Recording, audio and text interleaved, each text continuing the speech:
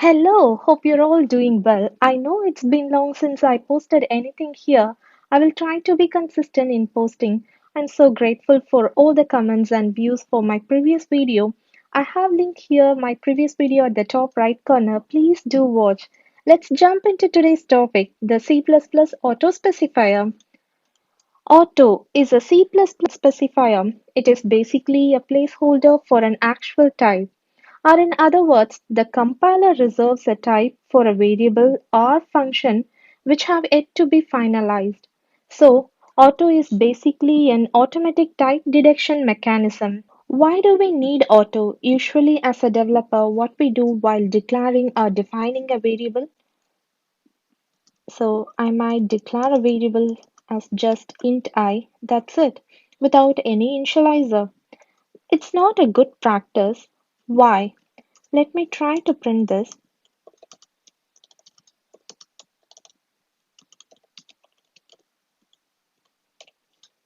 You will understand eventually why I'm telling like that. Okay, it is giving me 0. We'll compile it again. No, no, I'm not expecting this. I will change the variable name and recompile it. No, it's giving me 0 again. Usually, it might hold a junk value, and if I try to use the junk value, I will end up getting odd results. That's the reason we should initialize the variables with initializer. But how can we avoid these kind of mistakes? Using the specifier auto. Auto never allows to declare a variable without initialization. Let's try that. Let me try to change the int with auto and try to compile this. Sorry.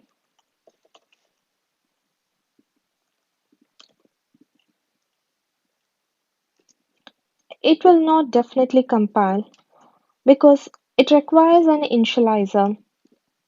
Here the initializer is 4 and it is type integer.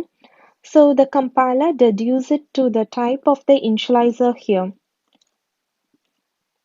So I will recompile this one.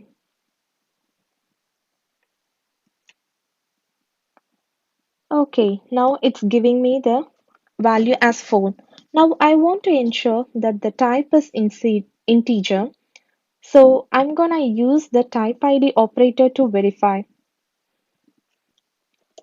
Type ID and then the variable name, it is J, and then name.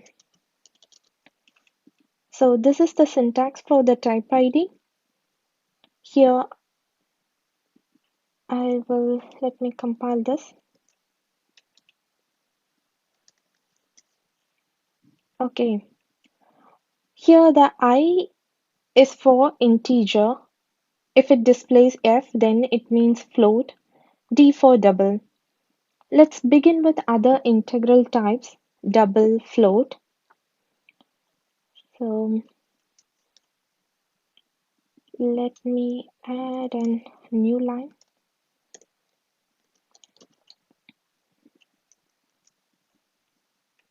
Okay, let's have a float. Sorry, 2.5. Then I will copy the same. Okay, sorry, I kept the float as variable name. It's not correct, so I renamed it to float num. And then I will change here also float num. Okay, and then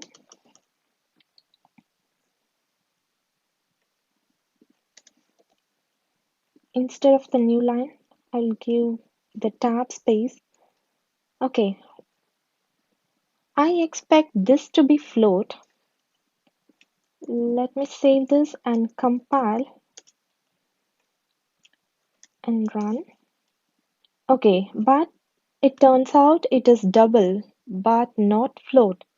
Let's try one more for the float. I will copy the same. So it is not float. So I will change this to double,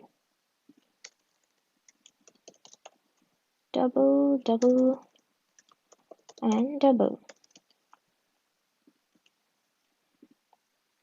And then here I will change the decimal and let me compile this.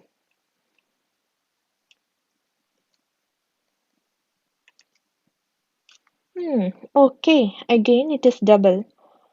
I'm not gonna try further. Please let me know in the comment section if you happen to know the float initializer to get the answer as F. Let me try the string. Okay,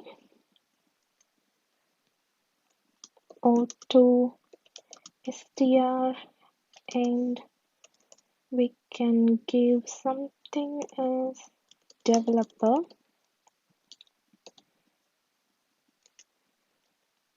and I'll copy this one, string,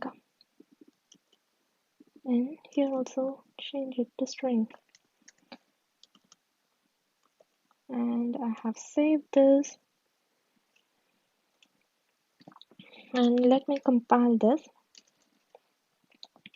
Okay, that's not string, but pointed to constant character. Let me try other way, like auto. It's a pointer to string.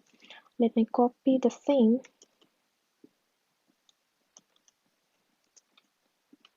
Since the previous one was pointed to character, I will change the name as PKC. Okay, the variable name is changed. Now I wanna try the string. I want to get the value as string from the type ID operator. So I will change this to string,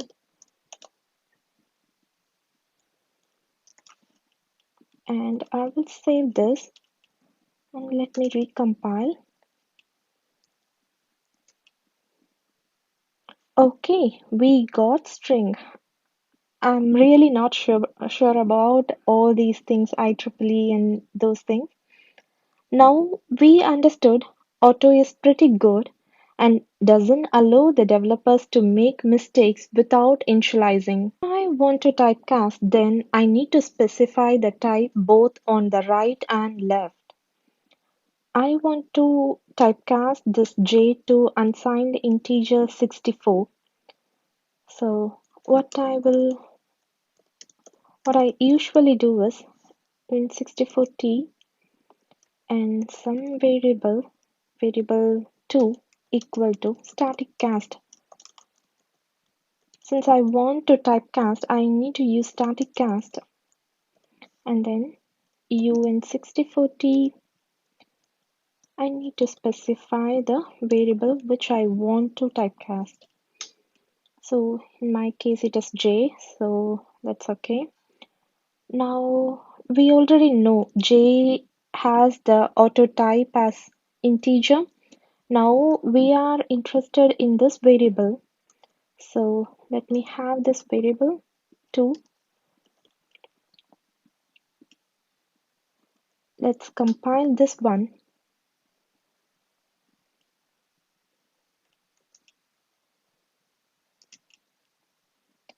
So it is y. I'm not sure what is y, but it should be the type name for the unsigned integer 64t. I'm not going to research on it. So, but instead of using this type on the left, if I use auto, what will happen? Let me recompile and then run. Okay, it is giving me the same type name. So with auto, this is reduced. I don't want to specify the type on the left. As the frequency of type specification is reduced now, the code is more optimal for future changes. If I want to allocate objects dynamically, what I'll do, I have to specify the types on both sides.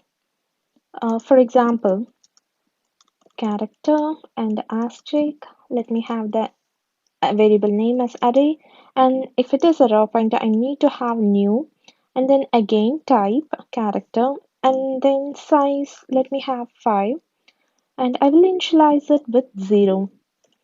So basically, I'm having the type on both sides. Also, I think I need to remember the type name as pointer to character. That's little tricky for me. And array. Let me compile this code. Okay, it gives me the type as pointer to character. That's correct. But I need to remember it is a pointer to character. I need to have the name on the left hand side as char and asterisk. I shouldn't forget that. But if I specify auto instead of this pointer to character, and it is okay to specify the type only on the right hand side. That's the advantage using an auto. Let me compile this one. Okay, it is giving me the same type as pointer to character. Let me try this for other pointers like shared pointer. So let me copy this. Let's see what is the type we are getting for the right pointers. Instead of this one, I will change this to standard, make shared, and sorry, int. Let's have int, and then let me pass 5, and let me have the name as ptr.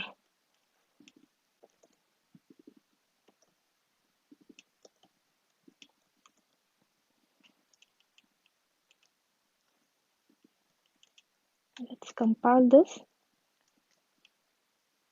Wow, it's cool. It works like charm. As I said in the previous point with auto, the type is going to be only on the right hand side.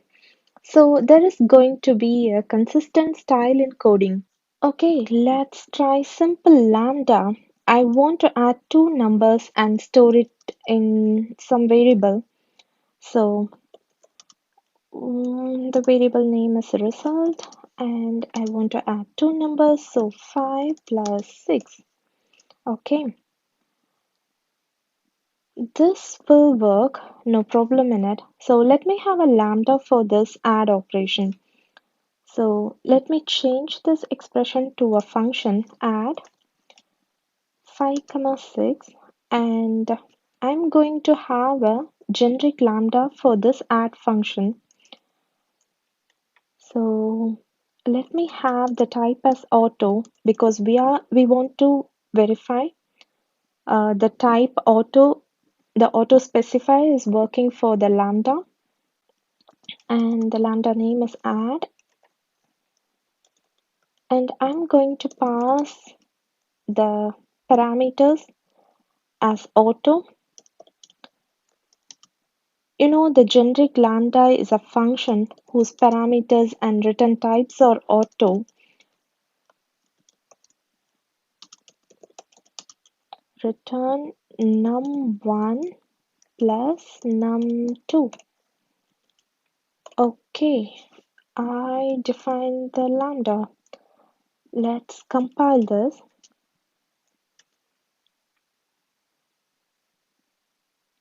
Okay, I haven't added the type ID for display. So I want to check the type of the lambda. So let me change the PTR with lambda. Sorry, I need to remove this one.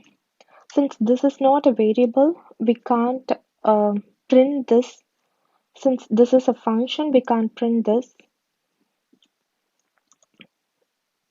Let me recompile this. I think it should work. Okay, super. And okay, it is giving me main E3. I don't know. I really don't know. Okay. Anyway, we are saving the return type of the lambda into result. Let me try the result.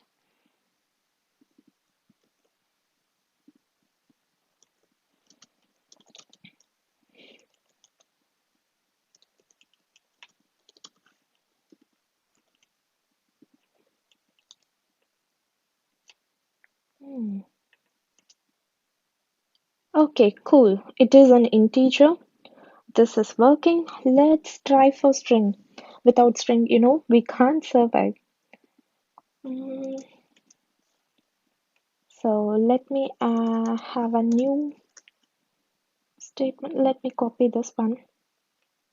I think this is enough because we have defined a generic lambda add, so that is suitable for string also. Let me change the variable name to result string and pass some string developer and then notes. And I need to change the name here in the print statement also.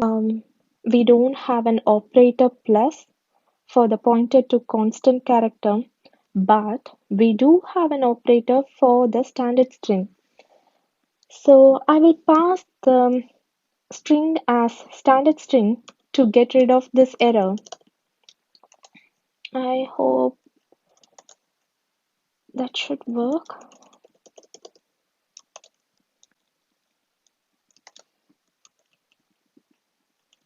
Let me compile those. Okay, good. Okay, it is giving me the string as type. Okay, with auto, we have consistent coding style, like the type is always on the right hand side. See, the type is always on the right hand side, and auto specifier is on the left. That's super neat. Tried initializer, but not the initializer list so far. I'm keen on the type. The type ID is going to return for the initializer list. Let me create the initializer list, auto as a type, and then ilist and 345. Okay,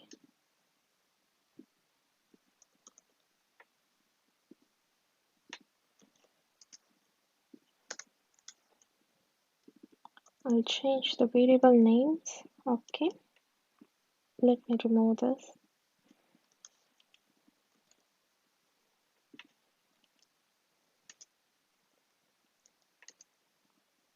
Okay, it is giving me the type as initializer list. It is a standard initializer list, I guess. I'm not sure of ST16. Please let me know in the comment section if you happen to know what is ST16.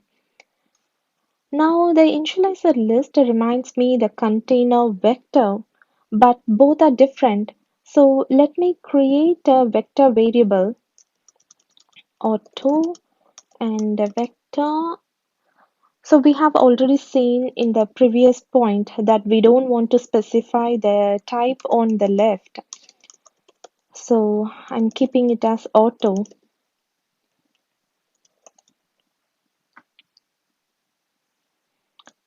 Let me have the same numbers.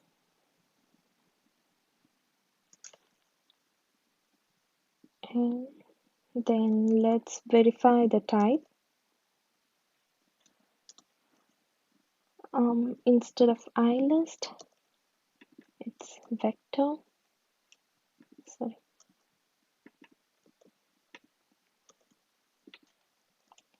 Let me compile this. It is returning a vector, and now I want to try the iterator. Usually, after the container initialization, we want to use the container using the for loop. Let me create a for loop af and the initializer.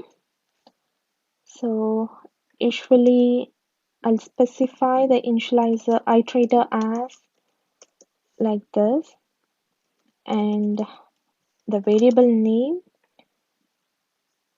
and it will be the vector. We can it this is an initializer, and then the condition as iterator not equal to vector dot end, and then the condition is done, and then the incrementation itr plus plus. So this is such a long type, and I have to remember every time. So here we can do all our coding. Sorry. Instead of this big type, let me just replace it with auto. This is pretty easy.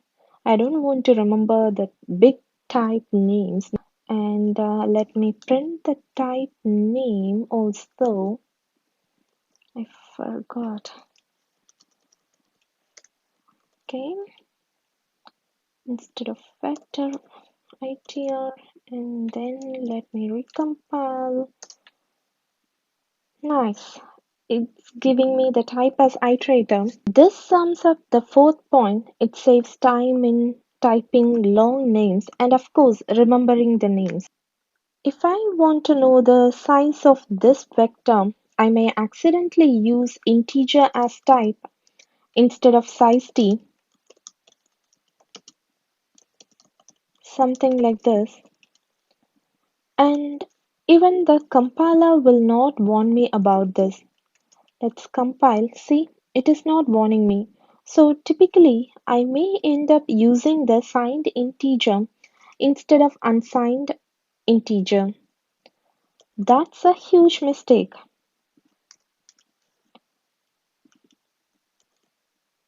We know already what is the type of this size variable.